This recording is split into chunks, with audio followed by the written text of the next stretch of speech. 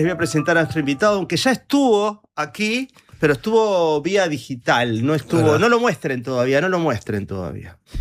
Estuvo en la computadora, no en cuerpo presente. Antes de que aparezca su voz, acá en vivo, charlando conmigo, voy a poner su disco. ¿Está bien?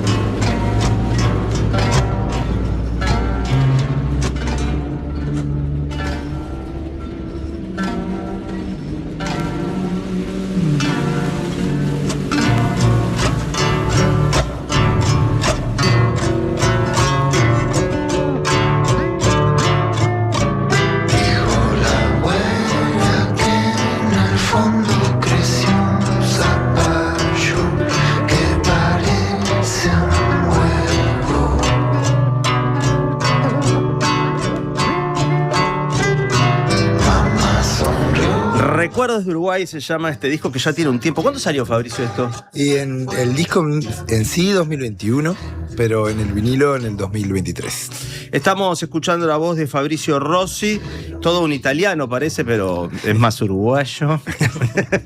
Y su disco Fabricio Rossi, Recuerdos del Uruguay, que está buenísimo. Yo le decía que cuando salió el diseño es genial porque pareces un prócer mismo, ¿no? Sí, más Varela me gusta pensar. Bueno, pero Varela es casi un prócer. Es como un prócer, sí, ¿no? Varela. Y toda la gráfica remite a... Es tu disco más patriótico. Digamos que sí. A mi manera, pero sí. Fabricio es responsable, ustedes lo escucharon aquí en Las Ganas cuando entrevistamos a Carmen de los Santos por su disco Amateur. Y Fabricio lo convocamos por videollamada porque había estado vinculado, había sido responsable de la grabación de ese disco, también en parte de toda la producción.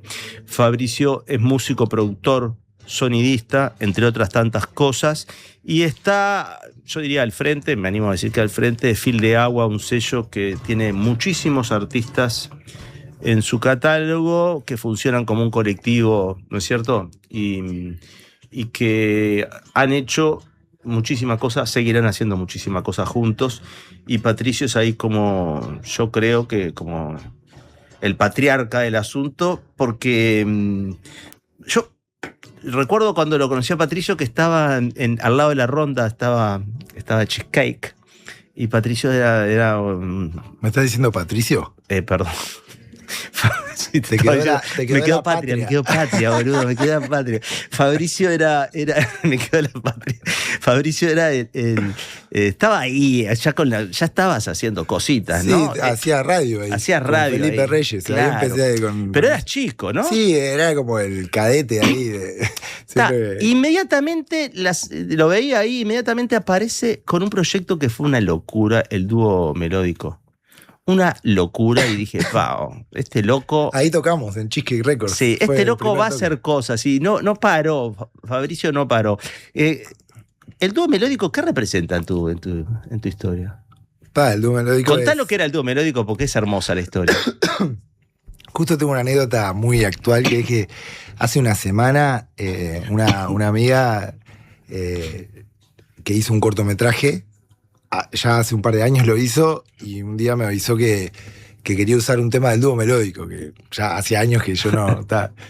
Y le dije, obvio, le consulté a Marce, que era un niño en esa época. Bueno, cuento brevemente, es un dúo de improvisación que tuvimos ya hace como... Empezamos en el 2008, 2009. Casi 17 años. Fue hasta el 2015, 14, poner el último disco las últimas veces, y después él vivía enfrente al estudio. Después se mudó para Malvin, no nos vimos ya tanto, y bueno, pasó a la adolescencia, ya otras cosas. ¿Era un niño? Era un niño de 8 años, yo tenía 22 cuando empezamos, 21 por ahí, y fuimos hasta sus 13, 14 y mis 20. Claro, era un dúo que trabajaba en improvisación. Sí, nos juntábamos. Él en realidad era mi alumno. Mi primer trabajo era clases de guitarra o taller de composición así. Y él vivía enfrente, entonces empezó a venir a aprender la guitarra, pero era tremendo vago para estudiar. Pero como a veces había micrófonos armados ahí, me decía que quería grabar. Y un día le dije, bueno, dale, vamos a grabar, al final de la clase grabamos. Y ahí salió, es la primera grabación que está en el primer disco, que tiene 4 discos el dúo melódico.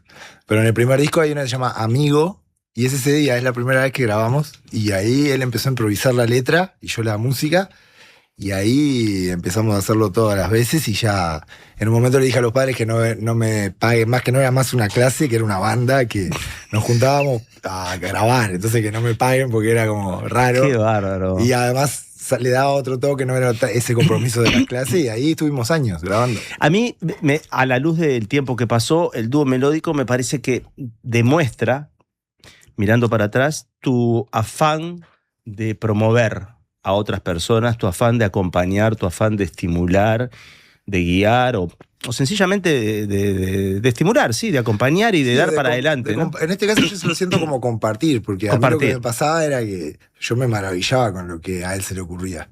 Y eso me inspiraba a mí, en realidad. O sea, lo que pasaba era realmente un dúo por eso, porque él encontraba el contexto musical para inventar y yo sus inventos para inventar a mí.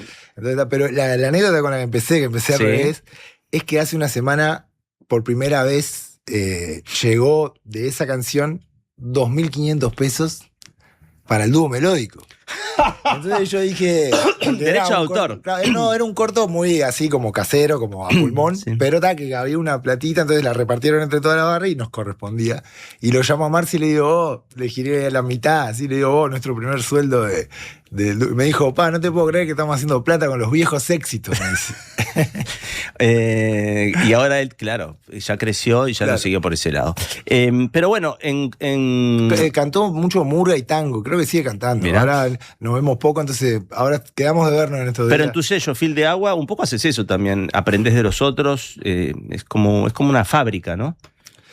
Sí, la palabra fábrica puede ser feo, pero si la pensás como Andy Warhol, la fábrica de Andy Warhol ya tiene otra mirada. ¿Viste? Sí, puede ser. O sea, pasa que Fil de Agua, ahora cuando decías del colectivo y del sello, para mí son cosas... Es muy abierto lo que es Fil de Agua, que por un lado es lo que empezó siendo como más el núcleo donde grabar y compartir la producción y también la difusión de discos de proyectos amigos, cercanos, que lo hacíamos más casero al principio mientras empezábamos las cosas, pero después con esto del colectivo ya es algo diferente, que eso sí, yo no soy del colectivo, no tengo ninguna jerarquía en ese sentido. El colectivo es autoconvocado, o sea, quien trae un proyecto lo tiene que llevar a cabo y la gente lo ayuda o no lo ayuda según la etapa del año, la etapa de la vida de cada cual, si tiene tiempo o no. Esas son cosas que van surgiendo con el entusiasmo. El sello es una cosa que va generando más una línea, digamos, de archivo, entonces se maneja con otros tiempos, no depende tanto de la vitalidad grupal. Yo leí que este disco tuyo, El Recuerdo del Uruguay, en algún momento vos declaraste, no sé si lo leí, creo que lo puedo haber leído en la página de Bandcamp, en una nota que te hace Machín, creo. O en un comentario que hace... No, salió una nota en Bandcamp, en la revista de Bandcamp. Que fue ahí. Yo sé que leí una frase tuya en algún momento que vos decías algo así como que este disco, Recuerdo del Uruguay, era como una memoria de recuerdos desordenados. Ahí va, ese es el texto que está atrás del disco. Bien. Entonces lo leí ahí. Pero me interesaba eso de la memoria de recuerdos desordenados porque creo que también Fil de Agua, con ese archivo que es abierto, viste, que es una cosa que quizás un tiempo atrás no llamaba tanto la atención. A mí siempre me llamó la atención, pero hoy en día me parece muy poderoso un colectivo de gente que saca sus discos y que están a disposición de la gente, no para escuchar solamente, sino para bajárselo. Sí, nosotros tenemos una página web que la fundamos por allá por el 2009, por ahí 2008, 2009, que sí, que sigue siendo la misma, es como la que nosotros llamamos nuestro archivo original, digamos, es como, ahí hay una copia de todos los discos para descargar, incluso con material extra, Hay cosas que están en esa descarga que no están en ningún otro lado. Hay textos larguísimos de algunos discos, hay fotos, hay material gráfico extra. Del proceso también. Sí, o sea, como que muchos discos se toman ese plus, es un criterio que tenemos como que, bueno, si querés descargarlo y tenerlo en tu memoria, digamos, portable, eso para mí ya es un compromiso, porque claro. hoy en día está todo en la nube. Entonces, si vos tomás esa cuestión de alojarlo en tu memoria local, digamos, sin internet, también te viene con sorpresas y con extras. ¿Sabés que a eso iba cuando usé la palabra memoria, viste? Me parece que, no sé, quisiera investigar un poco en esta charla contigo cuál es tu vínculo con tu memoria, digamos, y qué interés tenés, porque todo me llevó a eso, ¿viste? ¿Qué interés personal, no diría íntimo, personal, tenés con la memoria y qué tan importante para vos es el registro y no solamente el registro, sino hurgar un poco? Este disco patriótico, digamos, tiene algo de hurgar en la memoria de todos nosotros, ¿no? Sobre todo alguien que tiene un apellido y un nombre notoriamente italiano. Y bueno, eso seguro es parte de la memoria de Uruguay, eso, pero esto como hay toda la parte del texto de atrás me parecía importante. Me gustan mucho los discos viejos. Bueno, ahora también muchos nuevos lo tienen, pero Citarrosa solía hacer eso siempre, pero muchos autores, incluso los sellos, acostumbraban a veces a tener ese estilo de que atrás había un texto que contextualizaba todo, o que intentaba explicar algo de lo que había en el disco, algunas veces meramente técnico o informativo, y algunas veces más poético o literario, incluso muchas colaboraciones donde el texto lo escribía otra persona. Sí. Como, no sé, Washington Benavides escribió varios claro. textos atrás del disco de Galemire, de presentación, o sea, te encontrás con esas cosas que si no tenés el físico, no te las encontrás. Sí, que en el mundo de los discos clásicos siempre está eso. Claro, pero ¿no? si mucha no tenés información el físico, de contexto. viste que vos ahora, si Citarrosa entras a cualquier plataforma, aparecen 80 discos para escuchar, pero no hay nada de información. Nada. Y justo el caso de Citarrosa lo digo porque es muy interesante, porque son grabados en distintos lugares, con distintos guitarristas, con distintos... No sé, para mí que me interesan esas cosas, eso, bueno, hablando de la música, en este disco decidí que tenía que tener un texto atrás, o sea, que el proceso había sido tan importante para mí, distinto a otros discos que también tienen procesos, pero ese fue más íntimo en algún punto. Entonces, para mí, esta cuestión de que un texto lo acompañe tenía que ver con explicar, no a nivel de qué significa, sino de dónde viene o... Emocionalmente. Claro, cuál es el universo, el microcosmo, digamos, de ese disco. Como... ¿Y cuál sería el microcosmo de tu vínculo con la música? Y creo que ese es más tradicional, si se quiere, en el sentido de que fue más algo que siempre me gustó y que después fue más institucional, porque hice la escuela de música de niños, la pública, digamos, hice la Hugo Balso, que es una que antes estaba en General Flores y casi Boulevard, que ahora ya no está más ahí. Pero hice esa. Cuando estaba en tercero de escuela, mi madre me despertó una mañana, me dijo, vamos que empieza la escuela de música. Y yo dije, ¿qué es esto? Me fui llorando a la escuela de música, no quería nada con la mañana, siempre fui de tarde a todo. O sea que tu madre te colocó ahí. Sí, como que le habían dicho que la música amansaba a las fieras, dice ella siempre, que como que yo era muy alborotado de chico, y me mandó básicamente porque veía que me gustaba. Yo ya había estudiado teclado con Coca en la Unión, una señora que era mi profesora, que después me vine a encontrar con gente de adentro de Fil de Agua que también estudió con Coca, de Guille Stoll y Juan Stoll de Genuflexos, estudiaron con la misma profesora en la Unión. Pero bueno, después acá empezó más institucional. Yo la verdad no quería ir, pero me había mudado el año anterior de la Unión a Jacinto Vera y cambié de escuela. Y en esa escuela Sanguinetti que iba antes tenía una novia de segundo de escuela, que no la vi más. Y cuando llego ese día re quemado a la escuela de música, en otro barrio ya al año siguiente, estaba ella. No te puedo creer. Igual después no pasó nada, o sea, no seguimos el noviazgo ni nada, pero ese fue el primer puntapié que dije, me gustó ir a la escuela de música, y después me colgué. O sea que la música te trae otras cosas. También. Te acerca a otras cosas. O caes en la trampa y terminás en la música. Las otras cosas te llevan a la música. Decime, un poco para que la gente sepa que estamos hablando con Fabricio Rossi, ¿Cuántas son las bandas que integras en este momento? Ahora, o sea, de hace unos años a esta parte he sabido integrar más. Como que en un momento necesité achicar lo que es el trabajo artesanal de ensayar. Como que me dedico más a acompañar a veces proyectos un poco más en la parte de producción artística y bueno, y en alguna presentación de disco o algún toque que necesite así como más los arreglos o cosas que están en los discos. Pero después intento mantenerme enfocado en Mux, y que es mi banda con mis amigos de ya casi que más de la mitad de la vida. Y después en mi proyecto solista un poco. Y después, bueno, colaboro, sí, con gente amiga, toco en sus bandas cuando se organizan, pero no son como cosas fijas durante todo el año, son como más trabajos de presentación o de alguna gira. Bien. ¿Mux está activo? Mux sí. Mux está terminando un disco que va a salir agosto. Bien. Fabri, tenemos que hacer una pausa, pero ¿sabes qué? Tenemos mucho material, trajiste discos. ¿Podés contarnos qué disco trajiste? Bueno. Ese que está arriba podemos pincharlo ya porque me está volviendo loco. O sea, manoteé así antes de salir y lo vi y dije, tengo que llevarlo a gustar a Lale. Che, pará, dame el disco de adentro, quédate con la tapita, mostrásela a la imagen porque es difícil este disco que podamos encontrarlo rápidamente. Está dedicado a alguien. Es una locura porque se llama... Mirá, ahí te ves en la pantalla, cuando te enfoquen. A ver, Joaco, si lo tenemos. Ahí va. Cansado de América, Uruguay. ¿No? ¿Qué es esto? Esto lo encontré en una señora que le compré varios discos. No. Voy a poner el primer Vi tema. esto y dije, no lo puedo creer. Escuchen esto. Ponelo primero. Escuchen lado A. Ale, lado A.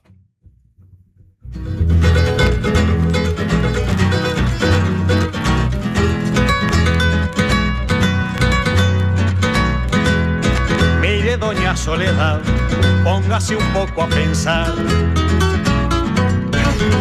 Doña Soledad, es de loco porque persona sabrá que la conozca, anda bien en el almacén. Ahí saltó. Este tiene un texto. Doña Soledad, Quilloro de Zampayo, siga el baile, el retobao, Angelitos Negros, baile de los morenos, canción para mi América, milonga para una niña. O sea, ¿qué es esto? Es una banda que se llama Los Fortineros, que interpretan canciones de uruguayos. Sí. Son, creo, de Río Grande do Sul, si no me equivoco, o de Santa Catarina, por ahí sé que son sureños, digamos, de Brasil, pero en lo que hablábamos de los textos tiene uno, y bueno, habla de eso, de que en Uruguay hay grandes artistas y que hay que tienen todo lo del folclore, como que dice, hay que escuchar artistas de Uruguay, como es medio difusión de música uruguaya en Brasil, por una banda brasilera.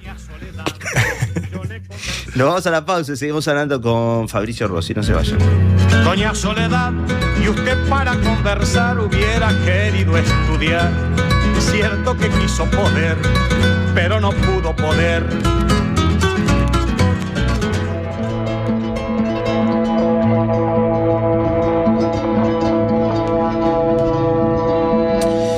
Se llama Duelo, lo que estamos escuchando es el comienzo del lado B del disco solista de Fabricio. ¿Es tu único disco solista, Fabricio? No, tengo uno que es parte de una colección que se llama Música para Viajes Interdepartamentales. Ah, claro. Está. El primero lo grabé yo. Pasa que es dentro de esa colección. Es verdad. Que es todo lo que veías a través del bondi. Ahí va, para mirar por la ventana. Para mirar por la ventana, sí. Re lindo. Ya van 4 volúmenes, ahora están grabando 3 más, o sea que la idea es llegar a 7 horas y media, era la consigna, que es como el viaje lineal más largo de Uruguay, supuestamente, que era hasta Bella Unión. Claro, o sea, te podés subir un ómnibus, ir hasta Bella Unión y te escuchás los 7 discos. Exacto. Podés demorarlo más, igual no, obviamente. Podés andar así, pero ese sería el lineal más largo. No, pero eso sí va a ser un ómnibus. Claro. Ahora, si vas en el auto, lo podés escuchar y haces das la vuelta a tu barrio 7 horas y media. Eso es lo de menos. Pero no sería interdepartamental el viaje en ese caso.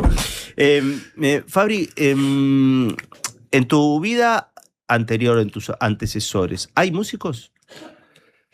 Mis hermanos son músicos. Mi padre y mi madre no. Pero tus hermanos son, digamos, están en tu familia, para atrás, digo. No, o sea, así que yo tenga contacto, no. Hay sí gente que tocaba el piano, primas de mi madre. O sea, toda la familia de mi madre estudiaba música. Era eso de que te mandaban a estudiar piano o violín o algo así, pero nadie siguió tocando después de grande, digamos. No, creo que fue más por mi hermano más grande. Yo tengo 3 hermanos. El mayor es DJ y vivió en Buenos Aires en los 80 y traía cassettes y ahí mis hermanos se fueron colgando y yo iba robando algún cassette. Cuando se pasaron a CD fue la gloria porque quedaron todos los cassettes ahí y ahí heredé muchos discos y había guitarras. ¿A vos te gustan los instrumentos en general? Me encanta. O sea que yo una vez fui a un estudio tuyo y tenías un montón de tecladitos parados, o sea, el vínculo con los instrumentos, incluso con los instrumentos que uno no conoce, es parte del asunto, ¿no? Te gusta tocar lo que no sabes tocar. Exacto, sí, eso me Suponía encanta. eso. Eso me encanta. Es algo, de hecho, sigo comprando instrumentos así, Marketplace, que es mi red social principal, es como la parte de eso, de que encontrás gente que publica algo en Piedras Blancas, en las Acacias, en cualquier lado, un acordeón desvencijada. Me compré hace poco un acordeón que está como bastante desafinada y eso, pero la traje empecé a tocar y como que siempre que me encuentro con un instrumento nuevo, viejo, nuevo, digamos, sale música de ahí. Es como, hay algo en la sonoridad de los instrumentos que me gusta explorar sin tener demasiada técnica. La guitarra es la que ya las manos responden un poco más solas, entonces tengo que inventar técnicas para encontrar los sonidos que quiero, porque si no me van solas a tocar. Claro. Blues, el caballo vuelve al establo. Por solito. eso me gusta encontrar instrumentos donde no sé tocar tanto, donde las manos no saben mucho qué hacer. No se sienten Porque cómodas, no tienen lugares conocidos. Ahí claro. es donde cuando encuentro algo es más por el sonido y no tanto por las manos. Sí, incluso no importaría en ese caso si el instrumento está funcionando bien, si está afinado o no está afinado. No, Incluso. o sea, no, eso depende del contexto, pero si es el punto de partida de algo, no importa. No importa. Porque después puedes afinar con Sí, eso. sí, está clarísimo. O sea que tu vínculo con la música sigue siendo el vínculo lúdico, juguetón. Sí.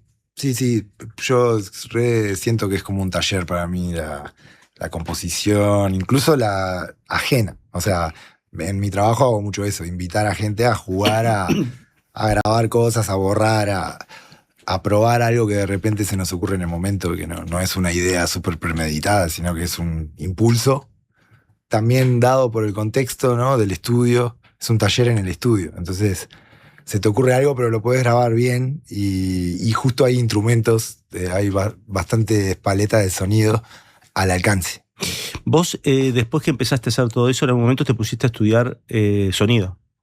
Digamos como que necesitaste pasar a ese lado, atrás de la consola, por así decirlo. Sí, yo ya lo hacía, claro, pero lo hacía como muy autodidacta.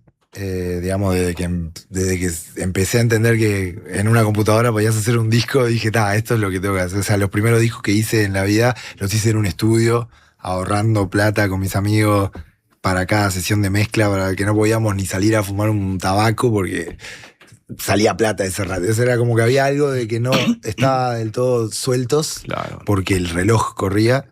Entonces ahí dije, un apremio horrible. Dije, necesitamos encontrar la manera de hacer discos sin que importe el reloj, así la plata tanto. Y ahí empecé con la computadora, pero sin saber casi que nada, juntándome con mis amigos. Uno tenía un micrófono, tenía un otro. Y a poco fuimos ahí. Seguimos hasta ahora compartiendo con la gente cercana los equipos, ¿no? Pero hay algo de ese mecanismo de construcción de sonido y de búsqueda de la canción que no hay por qué perderlo tampoco, digamos, ¿no? Es que no... Al final siempre estás ahí como probando, porque incluso, no sé, hay una obsesión, ¿no?, histórica del sonido, de la tecnología, de lograr la transparencia, de lograr la high fidelity. Y llegó un punto donde eso ya se logró. Digamos, a niveles de lo que consideramos, o sea, obviamente podés inventar octofónicos y no sé qué, pero digo, a nivel de lo que es una mezcla estéreo, un disco, una banda sonando de tal manera, el high fidelity, el entender todo lo que pasa y que son impresionantes, ya se logró hace décadas. Entonces ahora tenés que inventar algo que te guste, ¿no? O sea, no es una carrera lineal. Al revés, a veces es para atrás. Sí, para los costados. Sí, a veces querés sonar como sonaban hace 50 años. Es como... Es distinto, o sea, no es una evolución. Para mí en eso es casi que como elegir un sonido de sintetizador, es como elegir cómo va a sonar una guitarra española, o como que... Es casi que lo mismo, son como paletas para jugar. Bien, hablando de esto de paletas para jugar, como escucha, ¿en qué estás? ¿También haces la misma investigación a la hora de escuchar? ¿O no tenés tanto tiempo porque estás escuchando los sonidos que están en tu taller, en tu cabeza, entre tus amigos? Sí, o sea, ha ido cambiando a lo largo de mi vida la relación con discos y con la escucha más externa, digamos. Porque se ha vuelto endogámica mi escucha, principalmente porque me gusta mucho la música que hacen mucha de la gente cercana a mí, sus proyectos, sus canciones. Es algo endogámico, pero real, en el sentido de realmente estamos cerca y nos gusta eso, entonces termino muy empapado de música cercana, pero también, digo, la escucha externa, digo, fuera de mi ámbito más familiar, como que el trabajar todo el día con música me hace que escuchar música sea algo que tengo que elegir. O sea, no es algo automático como antes, no sé, todo el tiempo salir por la calle con música. Ahora me gusta mucho no escuchar música, pero es algo que hago poco. O sea, durante todo el día escucho música, pero trabajando y probando cosas. Entonces intento limpiar el oído, encontrar maneras para escuchar música profundamente, pero sabiendo que es algo que mi oído está un poco cansado de hacer. Algunas preguntas que son ideas que tengo respecto a vos, pero que no tengo cómo corroborarlas si no te las pregunto. ¿No? Muy caprichosas algunas de ellas. Por ejemplo, me pregunto, creo que tengo una respuesta, pero te tengo acá a vos, la importancia de la naturaleza en tu vida. Bueno, es una manera de limpiar los oídos quizás también, ¿no? Sí, yo, o sea, desde siempre voy a acampar. Mis padres siempre fueron a acampar. Me crié así, siendo acampar al río Xi todos los veranos. Me gusta mucho el monte, los ríos, la sierra. Hace unos años vamos mucho a un terreno que con varias gente amiga empezamos ahí a comprar en colectivo. Entonces estamos ahora de a poquito empezando a construir caminos. Todavía no tenemos casa ni nada, pero ¿dónde es eso? Es en la Sierra de las Ánimas, por ahí, por la Ruta 60. Y vamos muy de a poco también por esto de que estamos entendiendo qué pasa ahí, ese ecosistema humano, natural, ¿no? Porque no es, o sea, y también me parece que la naturaleza, en ese sentido, a medida que vas metiéndote en los temas, yo, bueno, escucho mucho la radio, acá esta radio que se habla mucho también de temas que me interesan pila. La idea de naturaleza es algo que me interesa, digamos, más que la naturaleza, porque justamente qué es la naturaleza es algo que me pregunto mucho en el arte, pero también en mi experiencia más como de explorador, de humano, digamos, como cuando voy a acampar, o con todo lo que es, o cuando vas a recorrer un lugar que no conoces, qué mirás, qué no mirás, qué lees, qué no lees ahí, ¿no? Como, bueno, hace poco estuve también con el tema de los ligustros, es algo que me tiene algo re obsesionado, que es la invasión de ciertas plantas en el monte nativo. Hace mucho que vengo escuchando y leyendo sobre eso, pero hace años en el río Xi me di cuenta de los fresnos y los empecé a ver por todos lados, y ahora hace pocos años me di cuenta en las sierras de los ligustros, que si hablas con cualquiera de las sierras lo sabe, pero acá en la ciudad no sé con cuánta gente hablas de que el ligustro es una plaga tremenda. Invasora. Y lo empezás a ver acá en la ciudad en todos lados, pero yo en el monte no puedo parar de verlo, ¿viste? Son millones y millones y millones y millones chiquititos creciendo, y también ves distintas etapas donde ya tomaron el monte, donde ya las otras especies no pueden venir. Bueno, son cosas que empezás a ver en la naturaleza, y que todo ese idilio de me voy de la ciudad a descansar, a inspirarme, a todo, puede ser también ser testigo de otro tipo de guerra o de conflicto o de desequilibrio, que está buenísimo. Obviamente el contexto es mucho más hermoso y en ese sentido calmo y todo, pero después que empezás a leer algunas cosas tampoco es así. O sea, no es un escape. El desequilibrio para mí, que todo el mundo habla como no, todo se está yendo al carajo, no sé qué, la violencia, no sé qué. Para mí no es solo la violencia, o sea, yo creo que la violencia siempre se fue al carajo. Pero la naturaleza se está yendo al carajo para mí. Para mí es algo más grande que lo que hacemos nosotros, digamos. O sea, es lo que ya hicimos acumulado. Porque no es la gente que hoy en día está haciendo violencia. Es un sistema que está perpetuado para que la naturaleza nunca vuelva a ser equilibrada, a menos que hagamos cosas, ¿no? Pero difícil, o sea... tenía más preguntas, pero me voy a quedar en esta porque me encanta. ¿Vos pensás que ese pensamiento que estás compartiendo, que lo has venido elaborando, tiene un correlato con cómo enfrentás el tema de la música? Y capaz que sí. Digamos, seguro se puede construir. Sí, y porque, me por gusta. ejemplo, la decisión de tener un catálogo abierto es una manera de mantener una naturaleza de escucha que se perdió, que fue corrompida y que fue avasallada por el poder y el dinero. Y bueno, es que hay algo de eso también de lo... Pasa que viste que ahí hay mil temas interesantísimos, porque lo nativo, ¿no? O lo chiquito, pero cuando hablas de lo chiquito para mí tiene más sentido. Pero cuando hablas de lo nativo, las palabras se ponen tramposas, ¿no? Porque si lo traspolás a la sociedad termina siendo nacionalista. Nacionalista total. Claro. Pero para mí por eso es un juego divertido pero delicado en ese sentido de entender en qué podemos afectar o no, o cómo lo podemos leer. Porque, por ejemplo, yo hago música y me encanta que la música esté accesible a todo el mundo y que no sea prohibitivo el dinero en lo posible, pero también hago conciertos donde hay que pagar entrada. O sea, participo del sistema y también uso eucaliptus para hacer mi estudio, mi casa, y después veo las plantaciones de eucalipto y me quejo. O sea, le digo, estoy dentro de esta contradicción y lo siento, pero es imposible no estar ahí, ¿no? Claro, pero a la vez también hay gente que te dice, las plantas invasoras por algo vinieron y son más efectivas, son más fuertes y antes tampoco había monte guaraní. Antes era otra cosa y llegó el monte guaraní. Y se impuso el monte guaraní. Los tiempos ahí... Es que todo fenómeno complejo incluye contradicciones. Claro. No hay manera de escaparse a eso. Lo que sí es cierto que dentro del periodo que te toca vivir vos podés tomar decisiones y creo que se trata un poco de eso. ¿Cómo ves la situación, el escenario artístico musical de nuestro país actualmente? Porque tu tarea implica un poco mirar eso, digamos, porque tenés un sello con otros amigos, pero hay una edición que ustedes hacen para ver qué se publica, qué no se publica, qué trabajamos, qué no. Sí, eso es más lo del sello. Que sí, es un poco más editorial, más caprichoso, más arbitrario, digamos. Después el colectivo es mucho más mutante, porque claro, es lo que te decía, los inputs de ahí son mucho más heterogéneos, pero sí que es la misma gente, más y menos, van entrando gente nueva, pero en eso creo que me imagino por cómo veo la historia, que me gusta mucho ver cómo eran los 80, en los 90, ¿no? Porque son pares y gente, imaginarte, bueno, cuando hablo con gente más veterana, tipo, la otra vez tuve la suerte de hablar con Trasante, que estuvimos grabando una cosa y... ¿Te dedicó el disco? Sí, me dedicó este disco, para mí es de los mejores discos de música uruguaya.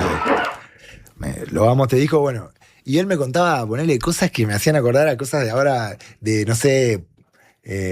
ideas que se tenía de cierta música o de cierta cosa que después cambiaron o no sé, o rollos raros entre una barra y otra barra, o la clásica, viste, como de ciudad, de pueblo, pero más allá de eso yo lo que veo es que el gran esquema sigue siendo parecido, que es que hay un under, digamos, que se le puede llamar under, se le puede llamar indie, se le puede llamar subterráneo solamente por lo visible, o sea, no tiene que ver con la estética, no tiene que ver con el estilo de música ni nada. Creo que eso siempre estuvo como gente fuera de la vitrina, digamos, que hace pila de música. No sé, Uruguay creo que es una fuente de música muy grande. Y después siempre hay un circuito un poco más visible que creo que ahí está, obviamente, la industria y la tradición de bandas que tienen muchos años y que ya van haciendo su público. Siempre está medio difícil de cambiar ahí esa parte, pero creo que entre medio hay un puente donde siempre van surgiendo artistas que para mí son reinteresantes. No sé, cómo he visto a lo largo de no sé, las 2 décadas que me tocó hacer música, digamos, hasta ahora, no sé, pila de bandas uruguayas me encantan. De esa época, de ahora, de antes también, no sé. Siento que es un buen contexto para hacer música. No para vivir de la música. Sí, pero sí para inventar música. Para inventar música. Sí, porque hay un diálogo con... Si te interesa la música uruguaya, para mí hay un diálogo. Incluso si te interesa no hacer la música uruguaya típica, igual dialogás con eso. Y es como... Es inevitable. Y para mí eso es que es un país con una cultura musical fuerte. Porque si no, ni te lo cuestionaría, digamos, si haces música uruguaya o no. Es como... ¿Vos hacés música uruguaya? Sí. A mí me encanta decir que hago música uruguaya porque varias veces me ha pasado en notas del diario o algo que me han dicho, ¿por qué en Fil de Agua no hay música uruguaya? Y le digo, ¿qué decís? ¿Que no hay candombe o que no hay folclore? Wrong, porque hay. Pero además, creo que música uruguaya es mucho más que candombe, folclore. Creo que es todo lo que pasa en Uruguay. Así sea un intento de copia foránea. Sí, el mundo tropical uruguayo es uruguayo. Claro. Sin duda. Sí, aunque sea deliberadamente una copia, para mí hay siempre un punto donde es uruguayo. Fabri, podríamos ir charlando mucho tiempo más, pero no lo tenemos, así que me voy a quedar con un montón de ganas de conversación. Lo que sí quiero decirte es que quizás más adelante, como le he dicho a otros invitados que están vinculados al mundo de la música o al mundo de los vinilos, me gustaría que un día vinieras en una sección que vamos a habilitar con una carterita de vinilos que nos cuenten una historia vinculada a tu decisión de ser quien sos, no solamente en lo musical, sino en la vida, porque hay una idea también política de Fil de Agua para mí. Y me gustaría que me dijeras algo si estoy errado o si hay ahí una carga importante de no te digo de mensaje, eso es lo interesante, sino de contenido, ¿viste? Sí, me parece que bueno, ese disco que traje, el de compilado, que es un... ¿lo vamos a poner? Ese es un ejemplo de, por ejemplo, las iniciativas que vienen del entusiasmo nomás. Es como a partir de ganas de escuchar Silvia Meyer, que ahora, hoy en día, gracias a las redes, a los sellos, no sé, a trabajo conjunto, hay muchos discos, casi todos los discos están en internet para escuchar, pero en el momento que nos pusimos a hacer eso, no estaban. Y entonces nos pasó que nos pusimos a coleccionar todos los discos que habían en la vuelta, cassettes, el que tenía una, otra amiga tenía otra, y nos juntábamos a escucharlo, y a partir de ahí salió esta idea de que cada artista del sello, y también artistas invitados que no son del sello, hiciéramos versiones de Silvia. Y eso, ponerle, es un entusiasmo que nadie nos mandó a hacerlo. O sea, como que son cosas que incluso no son especulaciones. Claro. O sea, no hicimos plata con este disco, claro. Pero nos hicimos mucho más cercanos con Silvia, tocamos con ella. Claro, tocamos con ella, que fue hermoso. La admiramos hace 1000 años y que se haya podido dar eso, vino a tocar al festival, la amamos y que esto se transcriba gracias también a las coediciones con Little Butterfly, que tenemos también una amistad ahí con los sellos y con la vida y con el Mauro. Son cosas que podrían no existir. Nada, es eso, es como, podría no existir esta música, podría no existir todo eso. Para mí eso es lo valioso que existe. Después de lo que pasa, es algo que ya no lo controlamos, digamos. Estuvimos conversando con Fabricio Rossi. Muchísimas gracias, Fabri, por la visita. Se quedó corto el tiempo, ya lo sabíamos que iba a suceder. Tendremos otros encuentros, sin duda. Vamos a poner a los amigos de Exilio Psíquico. Me encanta. A Maxi. Acá estamos. Gracias, Fabri. Quedaban cosas pendientes. Está bueno también, ¿no? Seguimos cuando quieras. Dale, muchas gracias. Abren puertas y ventanas, los cuadros en las paredes y la luz que nos alumbra siempre es demasiado breve.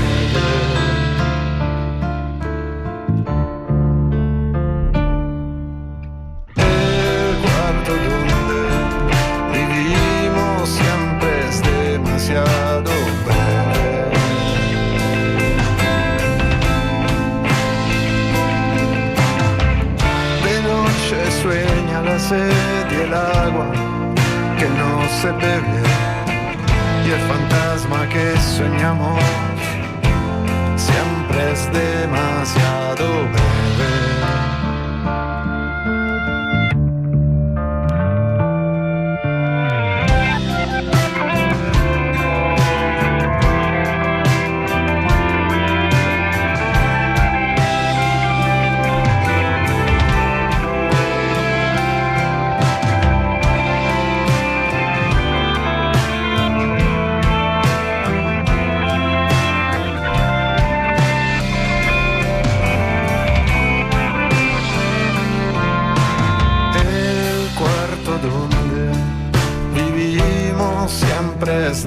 demasiado breve.